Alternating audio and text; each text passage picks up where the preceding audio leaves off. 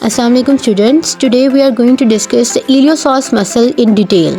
अच्छा, जो इलियकस मसल होता है ये एक फैन शेप्ड मसल है, बहुत ब्रॉड सा, जो कि inner surface of the ilium से ओरिजिनेट करता है, जिसको हम इलियक फोसा कहते हैं, और जाकर इंसर्ट होता है ये फीमर की इनर साइड पर, जिसको हम कहते हैं laser trochanter of the femur. यहाँ इंसर्शन के पॉइंट पर ना ये स्वास मसल के टेंडन के साथ जो है ना शेयरिंग करता है, इसीलिए इसको हम जो है ना जॉइंटली बोलते हैं इलियोसॉस मसल।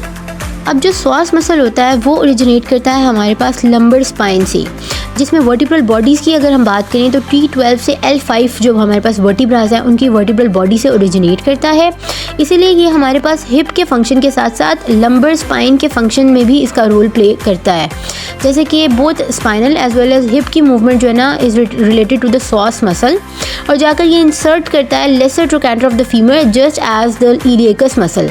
ठीक है, इलियकस मसल की तरह ये भी इनसाइड ऑफ द फीमर पे जाकर लगेगा, और एक शेयर टेंडन है जो कि स्वास मेजर मसल का है, जो कि ये दोनों शेयर करते हैं कॉमनली।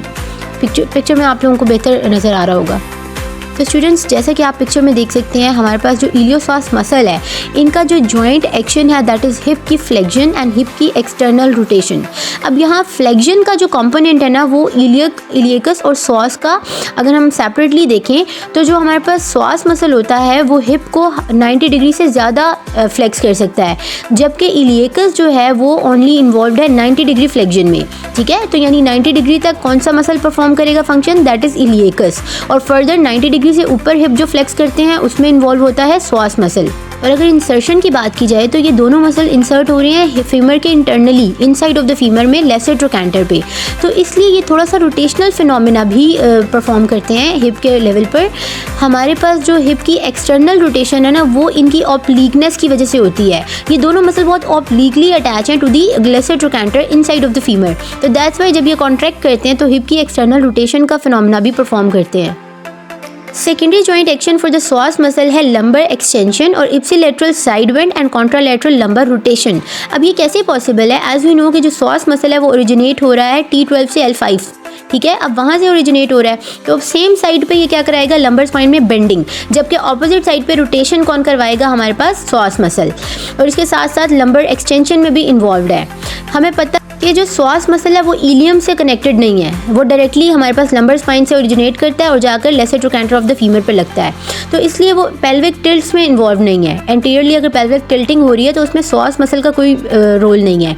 लेकिन अगर इलियकस मसल की बात की जाए, हमें पता है कि जो इलियकस मसल है वो इलियम से कनेक्टेड है, दैट्स वाई अगर एंटीरियर पेल्विक टिल्ट है पेशेंट में तो वी कैन से कि जो वो पेशेंट है उसका मसल टाइट है, कौन सा, इलियकस मसल, बट स्वास मसल का एंटीरियर पेल्विक टिल्ट से कोई रिलेशन नहीं है। अब यहाँ पर बड़ा इंटरेस्टिंग फैक्ट है, व्हाट इफ फिनोमेना है कि क्या ही होता अगर हमारे पास जो इलियोसॉस मसल है वो स्पाइरल होकर फ्रंट पर जाकर लगता फीमर पे। यानी कि वैसे तो हमें पता है कि नॉर्मली हमारे पास जो इलियोसॉस मसल है वो इंसर्ट करता जाके inner side of the femur पे लेसर ट्रोकैंटर पे, बट अगर ये फीमर के फ्रंट पर लगता तो फिर हिप फ्लेक्शन और इंटरनल रोटेशन के फिनोमेना में ये रोल परफॉर्म करता। और इस तरह अगर हम सोचें कि क्या होता कि अगर हमारे पास जो इलियोसॉस मसल है वो ओब्लिकली अटैच ना होता, बल्कि एक सीधा जो है ना एक लाइन के तौर पर आकर हमारे पास अटैच होता just like the rectus femoris, तो फिर ये इंटरनल या एक्सटर्नल किसी भी रोटेशन में अपना रोल प्ले ना करता, only it is related to the hip flexion. ठीक है, तो यहाँ पर हम व्हाट इफ फिनोमेना के साथ देख रहे हैं, लेकिन नॉर्मली हमें पता है कि जो हमारे पास इलियोसॉस मसल है वो ऑब्लिकली अटैच है इनसाइड ऑफ द फीमर पर, जिसकी वजह से ये हिप की फ्लेक्शन और एक्सटर्नल रोटेशन में रोल प्ले कर रहा है। अब अगर किसी पर्सन का स्वास मसल वीक होगा या इनहिबिटेड होगा तो उसमें बड़ा एक इंपॉर्टेंट क्यू बताया है। वो क्यू ये है कि टेंसर फेशिया लैटा और स्वास मसल ये दोनों सिनर्जिस्टिकली जो है परफॉर्म करते हैं हिप की फ्लेक्शन, लेकिन रोटेशन के परफॉर्मेंस में ये दोनों एक दूसरे के एंटेगोनिस्ट हो जाते हैं। जैसे कि आप लेफ्ट वीडियो में देख सकते हैं, जब टेंसर फेशिया लैटा डोमिनेंट होगा तो हिप की फ्लेक्शन के साथ साथ ऑटोमेटिकली इंटरनली रोटेशन हो जाएगी। क्यों? क्योंकि हमें पता है कि नॉर्मली जो हमारे पास स्वास मसल है वो हिप फ्लेक्शन और हिप की एक्सटर्नल रोटेशन करवाता है। जब स्वास मसल वीक होगा तो टेंसर फेशिया लैटा की एक्टिविटी डोमिनेट हो जाएगी, और जैसे ही पर्सन हिप को फ्लेक्स करेगा तो ऑटोमेटिकली हिप उसका इंटरनली रोटेट करेगा। लेकिन राइट साइड पे आप देख सकते हैं, जब स्वास मसल इंगेज्ड है और फुली स्ट्रॉन्ग है, उसकी स्ट्रेंथ नॉर्मल है, तो इस केस में हिप की फ्लेक्शन और एक्सटर्नल रोटेशन हो रही है, जो कि एक नॉर्मल फिनोमेना है। किसके केस में? जब पर्सन का टेंसर फेशिया लैटा नॉर्मल होगा। स्ट्रेंथ टेस्ट अगर किया जाए इलियोसॉस मसल का तो उसके लिए हम देख सकते हैं, हम 90 डिग्री से अबव हिप के फ्लेक्शन को चेक करेंगे। As I told you before, 90 degree से ऊपर की हिप फ्लेक्शन में सॉस मसल इन्वॉल्व है, जबकि 90 डिग्री तक कौन लेके जाता है, इलियकस। हमने 90 डिग्री से ऊपर को चेक करना है, ठीक है।